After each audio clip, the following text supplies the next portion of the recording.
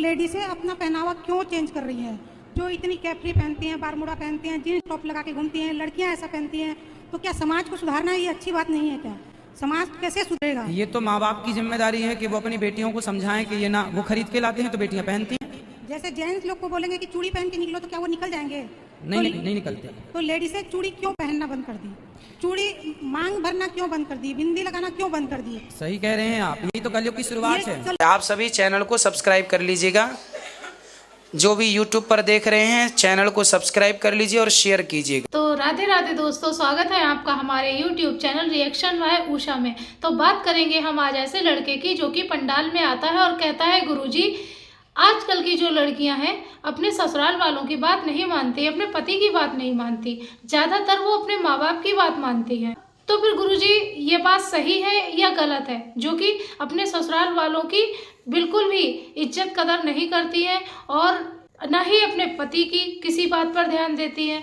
तो गुरुजी बताइए कि ये बात सही है या गलत है। आइए देखते हैं कि इस वीडियो में हमारे गुरुजी क्या समझाते हैं। कुछ दो शब्द बोलना चाहती हूँ। हाँ बोलिए। क्या हो सकता है? जैसे जेंट्स लोग का जो पहनावा है युगों से चलता आया, वो पैंट शर्ट पहनते हैं, कोट पैंट पहनते हैं, कुर्ता पजामा पहनते हैं, तो लेडीज़ें अपना पहनावा क्यों चेंज कर रही हैं? जो इतनी कैप्री पहनती हैं, बारमूडा पहनती हैं, जीन्स टॉप लगा के घूमती हैं, लड़कियां ऐसा पहनती हैं, तो क्या समाज को सुधारना ये अच्छी बात नहीं है क्या? समाज कैसे सुधरेगा? ये तो माँ बाप की जिम्मेदारी है कि वो अपनी बेटियों को समझाएं कि ये ना वो खरीद के लाते हैं तो बेटियां पहनती हैं। जैसे जेंट्स लोग को बोलेंगे कि चूड़ी पहन के निकलो, तो क्या वो निकल जाएंगे? नहीं निकलते। तो लेडीज़ें चूड़ी क्यों पहनना बंद कर दी? चूड़ी मांग भरना क्यों बंद कर दी? बिंदी लगाना क्यों बंद कर दी? सही कह रहे हैं आप, यही तो कलयुग की शुरुआत है। कलयुग तो ऐसे आगे बढ़ते ही जाएगा। तो इसको कथा के बीच बीच में भी आपसे हम बोलते हैं, इन सारे मुद्दों पर बोलेंगे, फिर से बोलेंगे, हर बार बोलते हैं। ऐसे क्या है कि आगे समाज बिगड़ रहा है। बिल्कुल बिगड़ रहा है, आपकी चिंता जायज है। ये सब बेटियों को समझना चाहिए और बेटियों के माँ बाप को समझना चाहिए। लड़कियां सलवार सूट पहनती थी, अच्छी लगती थी। हाँ, माताएं, बहनें, बेटियां सब साड़ी आजकल तो बेटियां, आजकल तो मम्मियां ही इतने से कपड़े, आजकल बेटियां इतने कपड़े पहनती हैं कि माचिस की डिब्बी में आ जाए उनके सारे कपड़े। अब कोई और मम्मियां ला के देती हैं तो बेटियों को पहनने में कोई ऐतराज नहीं। अच्छा, आज के दिन किसी की इतनी हिम्मत है कि कोई जेंट्स को साड़ी पहना के निकाल दे, या सूट पहना के निकाल दे, या चूड़ी पहना के निकाल दे? अगर वो निकल सकते हैं तब लेडीज़ों के लिए पूरी छूट है। लेकिन अगर किसी के में इतनी ताकत नहीं है तो अपना सुहाग की वो अपनी चिंता करते हुए और अपना समाज सुधार के तरफ ध्यान दे। कुछ नहीं होता है, ऐसा करने से कुछ नहीं होता है। कुछ नहीं होता ऐसा कह के पूरा समाज बिगड़ गया कि कुछ नहीं फर्क पड़ता। बहुत बड़ा फर्क पड़ता है, बहुत बड़ा फर्क पड़ता है। अभी एक बहुत बड़े सुपर डुपर स्टार ने अपनी बेटी, मैंने कथा में जिक्र किया था, उनकी बेटी ने जरा से कपड़े पहन के केक काटा सारे समाज के सामने। लोगों ने पूछा क्यों जी आपकी बेटी कम कपड़े पहन के केक काट रही है, आप रोकते क्यों नहीं? तो वो साहब बोलते हैं कि भगवान के घर से तो सब नंगे ही पैदा हुए हैं। अब ऐसी दलीलें और देते हैं, अब कौन समझाए इन मूर्खों को? अब ऐसे ही है, क्या कहोगे? गलती की नहीं अच्छा है, आपने सही किया। और आप भी समाज को जागरूक देखिए। हर स्त्री चाहती है, बहुत सारी स्त्रियां ऐसा चाहती हैं कि समाज सभ्य रहे और कोई बेटी अश्लीलता के कपड़े ना पहने, लेकिन कुछ लोग हैं जो खुद लाला के अपनी बेटियों को कपड़े पहनाते हैं। तो वो सब प्रकार के लोग हैं। आपकी चिंता ठीक है, हम बोलेंगे कथा में। प्रणाम गुरुजी, खुश रहिए। मेरा नाम प्रवीण मिश्रा है और मैं सिविल सर्विसेज की तैयारी करता हूँ और यहीं पास में कोचिंग है, वहाँ पे पढ़ाता भी हूँ। तो पिछले 5 साल से पढ़ा हूँ। मतलब मेरा क्वेश्चन ये है कि ये मेरी माता जी हैं सरोज बाला मिश्रा। मेरा और इनका मतलब लॉजिकल डिस्कशन जब भी होता है हमारे पास में जब भी हमारा लॉजिकल डिस्कशन होता है तो हमारी एक झड़प हो जाती है। ठीक है, माता जी भी एजुकेटेड है, माता जी टीचर हैं, मैं इंजीनियरिंग ग्रेजुएट हूँ, उसके बाद डबल MA हूँ, PGDCA किया, मैंने सेट क्वालिफाई किया हुआ है। और माता जी के साथ मेरा मतलब अब वृद्धा किस बात पर होती है डिस्कशन? कोई भी लॉजिकल डिस्कशन हो। ठीक है, मेरे को लगता है कि मैं ज़्यादा टेक्नोलॉजी को समझता हूँ, मैं ज़्यादा इंग्लिश को समझता हूँ। ठीक है, मेरे को लगता है कि मम्मी को उतना क्या ही नॉलेज है। मैंने इलाहाबाद में कोचिंग की है, मैं दिल्ली गया हुआ हूँ, मैं दुर्ग भिलाई में रह के पढ़ाई किया हूँ, मैं अंबिकापुर में। तो माँ जो कहती है उसे मान लिया करने में क्या? माँ जो कहती है सर उसको ब्लाइंडली आप नहीं मान सकते। ये बड़ा मतलब प्रॉब्लम है कि कैसे एक जनरेशन गैप को कैसे सामंजस्य से बैठाया जाए। कोई बात नहीं, आप तो देखो टीचर हैं, आप तो जो ज्ञान दे रहे हैं ठीक ही दे रहे हैं, पर माँ की संतुष्टि मेरे को अपनी माँ को समझा पाना बड़ा टफ हो जाता है। क्या नहीं समझती आपकी माँ? और मेरी माँ का जैसे मेरा पहला प्रॉब्लम ये है कि लाइक मैं अपना जो करियर देखता हूँ, मैं कोचिंग को देखता हूँ कि मैं कोचिंग पढ़ा के अपनी लाइवलीहुड चला सकता हूँ, अपना जीविकोपार्जन कर सकता हूँ। माता जी को लगता है कि कोचिंग कोई करियर नहीं हो सकता। पहला सबसे बड़ा विवाद। उनको लगता है कि कोई भी मतलब कंपनी वंपनी पकड़ लेते, 10-5 हज़ार की जॉब कर लेते, 10 से 5 की नौकरी करते, ये क्या 2 घंटा कोचिंग पढ़ा के दिन भर खाली हो जाते हो, तुम्हारे पास कुछ काम नहीं है। तो ये एक बड़ा टफ क्वेश्चन है उनको समझा पाना। और जैसे यूट्यूब की ही बात कर लें, यूट्यूब पे भागवत कथा के मेरे को लगता है कि 1000 से ज़्यादा वादक हैं। ठीक है, मम्मी को लगता है कि यूट्यूब से आने वाला कोई भी नॉलेज सही नहीं है, ये मतलब फैक्ट सही नहीं होते हैं, क्योंकि चैनल डिफरेंट है। मुझे पता है कि किसको सुनना है, मुझे पता है कि गुरुजी को सुनना है, किसी और को सुनना है, कौन ज़्यादा अच्छे से चीज़ों को दे पा रहा है। मम्मी को लगता है कि जो भी चीज़ें हैं, कंटेंट है, वो सारा ही फेक है। देखिए आप, ये जो सामंजस्य सर, ये विवाद का बड़ा वो reason मैं होता है। आपको समझा दे रहा हूँ। सबसे पहले जो आप कोचिंग कर रहे हैं उसको तो आप ठीक नहीं, एक बार इनसे पूरी बात कर लूँ। आप जो कोचिंग करते हैं सबसे पहले वो आप उसे डिजिटल कीजिए। जी। जैसे आजकल ना हम YouTube चैनलों पर देखते हैं लोग कोचिंग दे रहे होते हैं, तो आप अपनी कोचिंग ना एक केवल यहाँ मतलब ये अंबिकापुर तक सीमित ना रहे। जी गुरुजी। देखो काम वही होता है, पर उसी काम को आप विस्तार कर सकते हैं, उसी को आप बढ़ाइए। 2 घंटे कोचिंग पढ़ा के आप यदि बाकी के समय फ्री हैं तो उस समय आप अपने लिए कोई बिजनेस प्लान कर सकते हैं। नौकरी के पक्ष में तो मैं बिल्कुल नहीं हूँ कि हमें नौकरी करना है, नौकरी नहीं, नौकरी लेने वाला नहीं बनना, नौकरियाँ देने वाला बनना है ना। हमें नौकरियाँ लेना ही नहीं, हमें देना है। इस थिंकिंग के साथ आप आगे बढ़िए और आप कोचिंग करिए, उसको विस्तार करिए, पहला। दूसरा, जो समय बच रहा है वो आपके लिए प्लस पॉइंट है, उसको आप कोई अपने लिए एक अच्छा बिजनेस प्लान कर लीजिए। क्या कर पाएंगे आप? सर ये बड़ा टफ सिचुएशन है आज के सारे युवाओं के साथ कि अपने जनरेशन के जो माता पिता हैं, उनको जो टेक्नोलॉजिकली अपग्रेड नहीं है, उनके साथ सामंजस्य से बैठा पाना, माँ बाप की हर बात, कई बार माँ बाप बच्चों के भविष्य में अड़ंगा लगा देते हैं जी। ये माँ बाप की गलतियां हैं।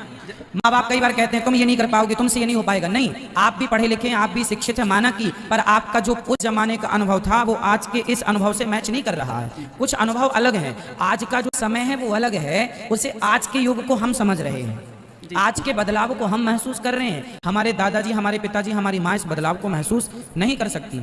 तो कुछ चीज़ें हमें माँ बाप की बात को समझाना है उन्हें कि आप थोड़ा हमें मौका दीजिए करने का, हम करके साबित करेंगे। तो आप करके साबित करेंगे, अपने आप को समझ जाएंगे। वो बड़ा टफ क्वेश्चन होता है माता जी को लेकर के कि तुमने हमको पैदा किया कि हमने तुमको पैदा किया। माँ बाप का ये ईगो गलत है। माँ बाप कई बार ये गलत देते हैं बच्चों को सलाह कि कई बार माँ बाप कहते हैं तुम हमारे हिसाब से चलो। और एक बात बताऊं, आज के बच्चे सारे लोग यदि माँ बाप के हिसाब से रहने लग जाएं तो कोई बच्चा आगे बढ़ेगा ही नहीं, क्योंकि माँ बाप तो रिस्क लेने देने नहीं चाहते, और बिना रिस्क लिए आज के ज़माने में अपना बिजनेस कर पाना, व्यापार कर पाना पॉसिबल ही नहीं है ना। हमारे पिताजी कहते हैं तुम ये नहीं कर पाओगे, और जो वो कह देते हैं कि नहीं कर पाओगे मैं उसी को करके दिखा देता हूँ, देखो जी कर लिया। तो पुरानी सोच है, उनको डर लगता है कि शायद इसको नुकसान ना हो जाए। माँ बाप की चिंता भी जायज़ है, बुरा नहीं है, पर फिर भी माँ बाप की आज्ञा का पालन करना चाहिए। पर वो बातें आप कह दो कि थोड़ा हमें मौका दो आगे बढ़ने का, थोड़ा सा हमें टाइम दीजिए। माता जी के साथ मेरी मम्मी की दादी जो 100 वर्ष हैं वो आई हैं आपका दर्शन करने के लिए, आपका आशीर्वाद पाने के लिए।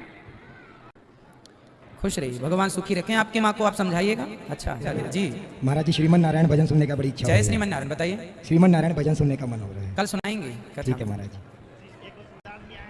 राधे राधे गुरु जी। जी सर मैं आर्मी से हूँ, मैं ये जानना चाह रहा था शादी के बाद लड़कियों को अपनी मम्मी पापा के बात ज़्यादा मानना चाहिए या ससुराल वाले के पति के बात मानना चाहिए? पति की मानना चाहिए।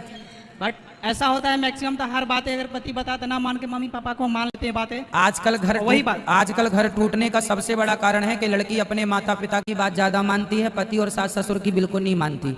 इसी कारण ससुराल अपने मायके पक्ष की मानती है, इसलिए रिश्ते टूट जाते हैं। कई बार तो तलाक हो जाते हैं जिसमें जिम्मेदार लड़की की माँ होती है। उस मैटर तक अपने हिसाब पहुंची इसलिए आना पड़ा साहब। तो आपकी पत्नी आई है? जी नहीं। आप लाते तो हम तुरंत ठीक कर देते। हुआ क्या, तो जो बात हम बताते हैं करना वही है, बट हमारी बात ना सुन करके मायके वाले को ज्यादा सुनते हैं। कोई बात नहीं, आप अगली बार, कल कहाँ से हो आप? मैं दिल्ली में पोस्टेड हूँ अभी अपनी पत्नी कहाँ आपकी? पत्नी बिहार में है। बिहार में? तो कभी आना लेके हमारे पास, हम बात करेंगे आपकी पत्नी से। Okay sir. खुश रहिए। राधे राधे गुरु जी। राधे राधे। मेरा आपके साथ फोटो खिंचानी है। अच्छा फोटो खिंचानी है, अभी खिंचा लेना बेटा। गुरु जी राधे राधे। आपके चरणों में कोटि कोटि प्रणाम। खुश रहिए। मेरा एक छोटा सा कंफ्यूज है दो दोहों को लेकर के। हाँ, गायत्री चालीसा में बोला गया है कि महामंत्र जितने जग माही को गायत्री सम नाही।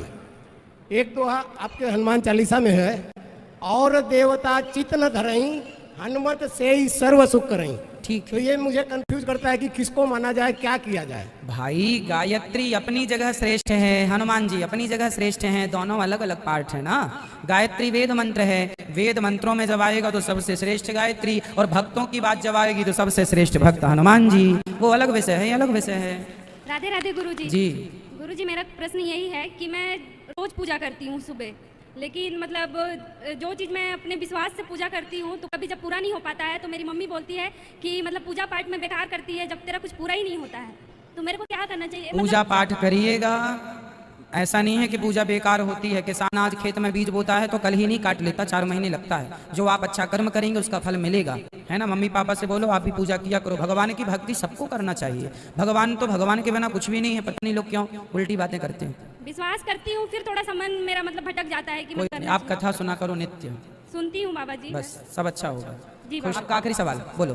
गुरुजी ये बोल रहा था जी। मेरी 1 साल से परेशानी लगी है, वाइफ की तबीयत ठीक नहीं रहती है। होगी, उनसे बोलना योग इत्यादि किया करें। नहीं गुरुजी सारे काम कर रहे हैं, पूरे जितना 1 साल से सारे चेकअप करा लिया, होगा, रिपोर्ट में कुछ नहीं निकल रहा सब होगा। फिर बिहारी जी से प्रार्थना करो, भगवान सब अच्छा करेंगे। परेशानी ऐसी क्यों लगी रहती है? होगा। नारायण कवच का पाठ किया करो अपने घर में आप। जी जी गुरु। खुश रहिए। महाराज जी बस एक आखिरी प्रश्न है सूरदास जी उनका। चलो कराओ। गुरुदेव जी भैया। जय श्रीमन नारायण। जय श्रीमन्नारायण। जय श्रीमन्नारायण। गुरुदेव जी मैंने भागवत कराया, तो इसमें यदि कोई त्रुटि होगी गलती होगी तो उसको गौरी गोपाल जी हमको क्षमा करें। बिल्कुल खुश रहिए। और मैं कहा कि दोनों आंखों से सूरदास हो गया हूँ और मैं आपके चरण स्पर्श करना चाहता था। थोड़ा दर्शन सामने आ जाते हैं। हाँ, हम सामने ही अभी आ जाएंगे आपके पास। आ जाने के बाद आप अभी आप लोग वहीं रुकिए, हम आपके पास आएंगे सबसे मिलने के लिए।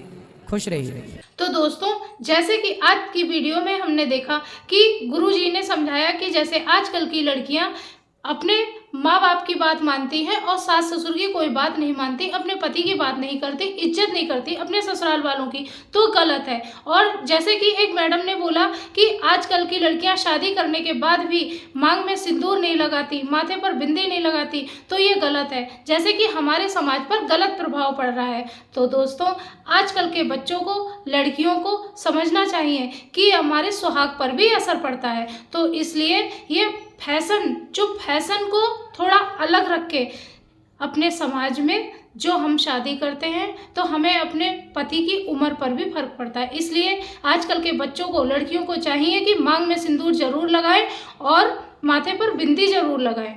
तो दोस्तों, ये माँ बाप को भी अपनी लड़कियों को या बच्चों को समझाना चाहिए कि बेटी फैशन को अलग रख के जो हमारे समाज के करने वाले स्वाभाविक कर्म है वो हमें करना चाहिए। तो दोस्तों, अगर आज की वीडियो आपको पसंद आई हो तो हमारे चैनल को सब्सक्राइब करें, हमारी वीडियो को लाइक कर दें और हाँ, कमेंट में राधे राधे लिखना ना भूलिए। मिलेंगे ऐसी ही इंटरेस्टिंग भक्ति से जुड़ी हुई वीडियो के साथ। तब तक के लिए राधे राधे।